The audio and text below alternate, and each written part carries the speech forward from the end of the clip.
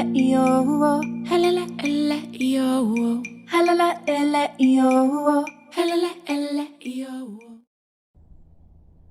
Hi everyone, welcome back to my YouTube channel, Martina Flanagan Art. I am your host, Martina, and I am coming to you all the way from the beautiful Forest Park of Ballincollig, right here in County Cork, Ireland. I am going to dedicate today's art vlog video in honor of the Spring Festival of Imbolc that we just so happen to be celebrating right now in Ireland, and also in honor of the saint and goddess herself of spring, Brighid, which, as you can see, I have painted in honor of. So I'm going to start off with a quick description on what exactly is going on in the painting. So as you can see, it's sort of painted in two parts. On one side, we have the aspect of the Saint Brighid standing in her church, praying, wearing her black and grey habit. Rosary beads are clutched in her hand. The crescent moon is shining in through the window behind her head. On the other side, we have the beautiful goddess Brighid, decked out in vibrant greens and gold. Her hair is long, lush, and fiery red. She holds the eternal flame aloft in her hand, and the sun shines behind her head like a halo. And there's a very good reason why I painted her like that, because as well as a goddess of spring, Brighid is considered a goddess of fire, which, when you think about it, kind of makes sense, because who better than a goddess of fire to melt away the ice and snow of winter and bring forth the warmth and life of spring? And then, of course, we have the lush green fields, hills and forests of Ireland in the background, with sheep and cattle grazing. As you can see, spring is in full bloom here. So I kind of want to discuss the inspiration behind this painting, and one of the reasons is the Imbolc Festival of Spring. And for me, spring has always been a symbol of hope, rebirth, renewal, new beginnings, and the chance to begin again. And considering what we've all been through these past 2 years with COVID and the pandemic, I can think of no more an important time to celebrate something like this, because now more than ever, we're looking for new beginnings. We're looking for a chance to start again, start fresh. What really inspired me to paint Brighid was her story. She came from humble beginnings as a slave to her father, one of the chieftains of Leinster. And despite being a slave, it didn't break her spirit. She was considered one of the most loving, kind-hearted people anyone knew. She would spend her time helping the poor and healing the sick. And it was because of these noble qualities that she actually gained the favor of her father. Despite the fact that she was one of his slaves, she was also one of his favorite daughters. And it's because of this that he amassed quite a big dowry for Brighid, so that when she became of marrying age, only the finest suitors across Ireland would come and ask for her hand in marriage. Unfortunately, what her father did not realize is that Brighid had far greater plans in store for herself, such as setting up a spiritual community to help the sick and the poor. Of course, Dagda thought this was nothing more than a joke, for it was uncommon for a woman to achieve such a dream, let alone a slave, and so invited the suitors to still come and ask for her hand in marriage. And Brighid, taking matters into her own hand, decided the best way to convince her father to give her freedom was to completely disfigure herself by ripping out one of her eyeballs right there in front of her father and the suitors. And I'm sure you can imagine what happened. The suitors legged it. Uh, Her father, seeing what she had just done, suddenly realizes how dead serious his daughter is about achieving her dream, and is probably a little bit scared of her after what she did. So he gives her her blessing and grants her her freedom to go and start up her own shrine and spiritual community.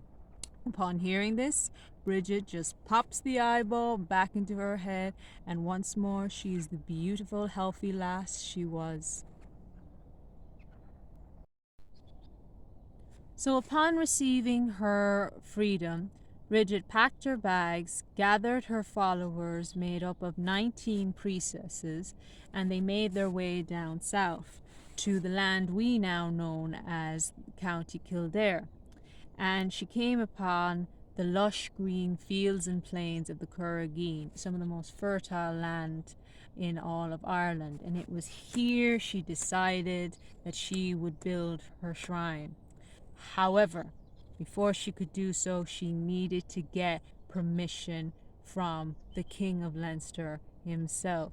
Now, I just want to point out, back then, it was not considered normal for a woman to own land, let alone run her own spiritual community, especially an ex-slave. She was considered a bit of a nobody, you might say. So she got her audience with the king, and as you can expect, he thought she was nothing but a crazy woman having flights of fancy. But Brighid decides to use her wit and cunning to trick him and agrees to a deal. Give me the amount of land my cloak will cover. And the king, of course, thinking she's joking, agrees to the deal. So they go outside to the plains of the Currageen, and right before the king's eye, Brighid takes off her cloak, and the cloak begins to stretch like an elastic band over miles and miles of fields and hills and forests. Soon the king realizes he's not dealing with a crazy woman or an ordinary woman. He's dealing with a very powerful woman with extraordinary gifts and powers, and he dare not cross her. So he humbly agrees to uphold his end of the bargain. And thus, Brighid and her priestesses get their land and build their shrine, and they dedicate their lives to helping the poor and heal the sick. They also lit the eternal fire, which some say was in honor of the goddess Brighid, and for thousands of years that fire was lit until the church quenched it with the suppression of the churches back then, and then it was relit in the 90s. And to this day, that fire still burns bright, but instead of priestesses and instead of it being in a shrine, it is in the monastery in Kildare, and it is looked after by the Brigidine sisters. What I love about the story of St. Brighid is the obvious message of women empowerment it delivers. Despite being the slave, she didn't let that stop her from achieving her dreams. And she also teaches the lesson that a woman's power doesn't necessarily have to be her beauty or the sensuality of her body in order to get what she wants, but rather her woman's power is her wit and her cunning. Use your brains, not your body, to get what you want, is the message I have received from Brighid's story. For it was her wit and cunning that gained her her freedom from her father and tricked the King of Leinster into giving her some of the most fertile land in all of Ireland for free. What I also love about Brighid is that she was a woman of the people. She was all about the people, helping people, feeding the hungry, sheltering the poor, healing the sick. She was particularly popular among the farmers because some believed she had magical powers that could help her control animals and even nature itself. It's no wonder this woman has earned the love and honor and respect of generations of people in Ireland. Whether she is remembered as a goddess or a saint, she has definitely earned a day in honor of her, which is what we call Imbolc.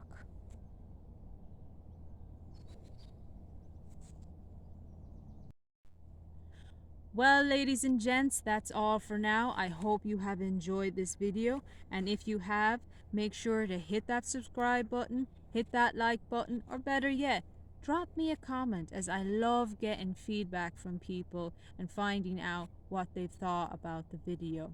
If you want to see more of my artwork, particularly the painting I talked about in this video, feel free to drop by my art website, www.martinaflanaganart.com.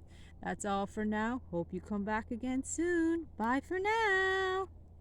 Salon.